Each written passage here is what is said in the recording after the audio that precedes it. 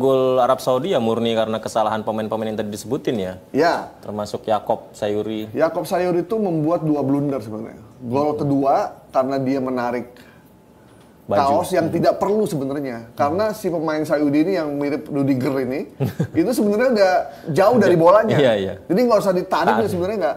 Dan kayaknya sebenarnya itu kalau wasit Liga Inggris itu pasti nggak penalti. Harusnya nggak penalti. Walaupun jelas di VAR-nya bajunya ketarik tuh. Ditarik nggak ditarik, dia nggak akan sampai bolanya. Oh iya. Yang kedua, gol ketiga karena Yakob kalah sprint. Di belakang gitu. Jadi telat mengganti Yakob Sayuri juga, memasukkan Sandy Walsh udah menit-menit akhir gitu. Itu yang sangat disayangkan. Saya nggak tahu apa pertimbangan Bang Patrick dalam hal ini gitu. Hasil timnas bikin cemberut. Apakah artinya Patrick Kluivert harus out? Wah. Gimana Mas Gaib? Openingnya aja udah males gua. Gimana Mas semalam?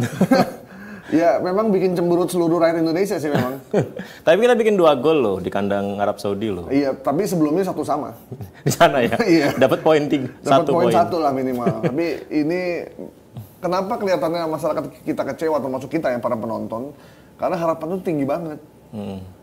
Karena ini tinggal setapak lagi kita menuju Piala Dunia sebenarnya. Iya sebenarnya. Begitu hasilnya mengecewakan kita, ya pasti nggak bisa tidur, termasuk saya nih. Belum tidur sampai sekarang. Sampai sekarang gara-gara itu ya? Gara-gara itu. Keinget-inget terus ya? Keinget terus. Karena soalnya sebenarnya Arab Saudi yang tadinya dia menang dari Makedonia Utara, imbang sama Ceko, punya pelatih yang juga nyiapin set piece mematikannya. Wah ini bakal bagus nih, beda sama Arab Saudi sebelumnya nih. Sama aja Mas Sama aja. Mengandalkan skill pemainnya doang. Iya. Sebenarnya nggak mirip-mirip kita sebenarnya. Cuma memang yang kita sayangkan tuh pengalaman kita kalah lawan Jepang, kalah lawan Australia, harus itu jadi pengalaman gitu maksudnya, supaya nggak terulang lagi. Dan ternyata memang serangan balik, terus masih berantakan di belakang, akhirnya membuat kita akhirnya kejebolan. Itu maunya Kluivert tuh apa sih, Mas Gaib? Bingung juga saya. Bingung juga saya, maunya apa sih sebenarnya? Strategi dia itu 4 back, 3 back, terus tengahnya ada Mark Locke ya kan, sama Joey Pelupesi itu kita mungkin kan nggak tahu ya kondisi pemainnya sebenarnya. Kita cuma bisa mengira-ngira gitu. Cuman kalau menurut analisa kita, saya sebagai ketua umum Pundit Kebon Sirih. Sama saya Pundit Cikarang, Bekasi. Kan sekjen. Sekjen. Masa lupa? Oh iya. Kan kita baru munas kemarin. Oh iya. Pemilihan ketumnya belum. Gimana? Harusnya kan dia itu menumpuk pemain di tengah, sementara pemain-pemain itu belum banyak yang belum menyatu. Misalkan mengandalkan jangkarnya Mark Locke dan Joey Pelupesi. Ini pertama kali ya? Pertama kali loh duet, mereka. Locke sama Joey ini?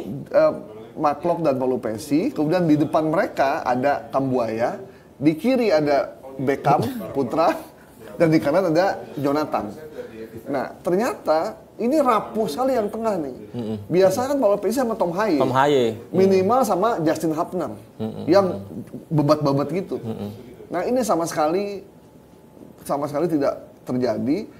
Klok bukan tipe pemain yang suka sikat, hajar, selengkat tuh bukan. Yang biasa Klok liatin di Persib Bandung nggak kelihatan. Nggak kelihatan memang, kayak apa ya, kayak kehilangan bola, jarang dapat bola, posisi juga nggak jelas.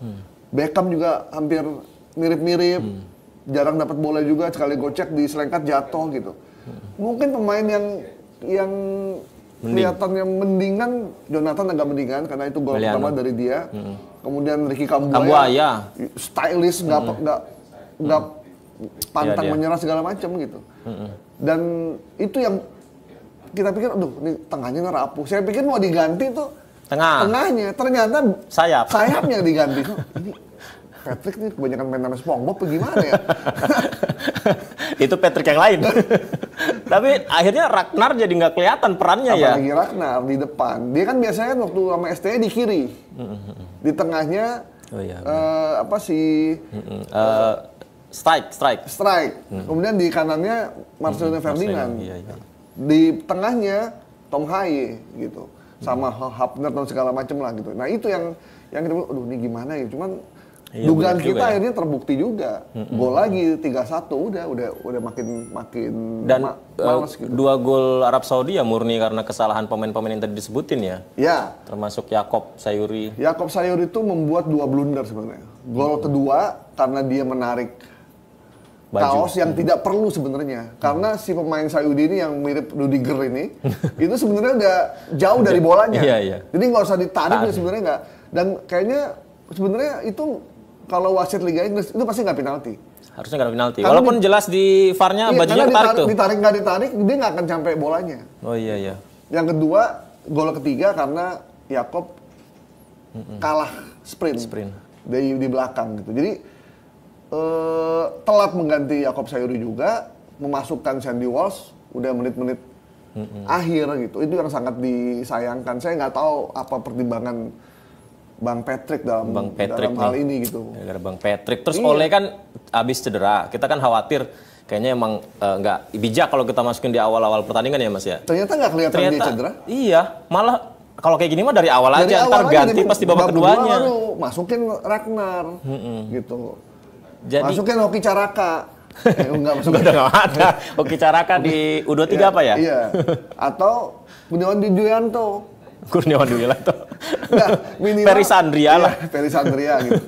Minimal Ole dimainin dulu di babak pertama, babak Iya, kedua ucapan buat persiapan Irak. Tapi ini kayak begini akhirnya kita sama sekali nggak ada peluang yang mematikan, nggak ada dan 2 golnya dari penalti. Jadi Terus ini juga ya Mas, nanya juga ya, pemilihan kayak Beckham ketimbang Marcelino, itu kan juga jadi pertanyaan akhirnya dengan pertandingan yang kelihatan semalam. Iya, benar, banyak yang berspekulasi mending Marcelino kalau kayak gini kan. ya Itu juga kan jadi pertanyaan. mungkin Beckham dianggap, saya daripada Beckham mendingan ini apa Egy Maulana Fikri. Egy. Masih bisa meliuk-liuk kiri kanan. Oh iya, gitu. benar.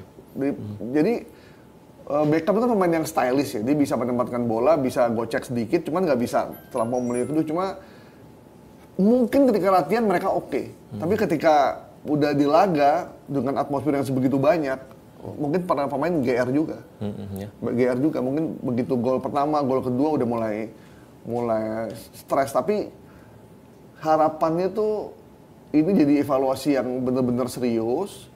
Walaupun saya nggak yakin karena sejak dipegang Patrick Kluivert, ini pemain timnas tuh nggak jelas polanya. Saya nggak tahu pola apa yang dimainin sih. Apa gitu pola apa? Mau menyerang, mau bertahan, mau tiki taka, mau long ball, mau bermain sayap, sayap nggak dapat kemudian ke tengah. Apa yang mau dia bangun gitu? Bukan tiki taka, teka-teki. Iya, jadi akhirnya tiki takanya nggak jadi, teka-teki aja yang Teka-teki jadi. ya. Tapi ada pelatih ngomong begini, memang kelemahan dari pemain depan striker kalau jadi pelatih, dia nggak bisa melihat keseluruhan permainan ya. gitu. Makanya yang paling Back ya? bagus untuk jadi Pelatih. jadi pelatih itu kalau nggak back dia pemain tengah. Pemain tengah ya. Contohnya siapa? Xabi Alonso, Wih, Xabi Alonso kan itu ya. Vincent Kompany. Iya. Kan dia back tuh. Jadi dia melihat permainan. Kalau tengah kan ternyata gawang doang. Nah, itu salah satu kelemahannya. Coba cari striker yang Jadi pelatih sukses. Hampir nggak ada. Filippo Inzaghi gagal juga.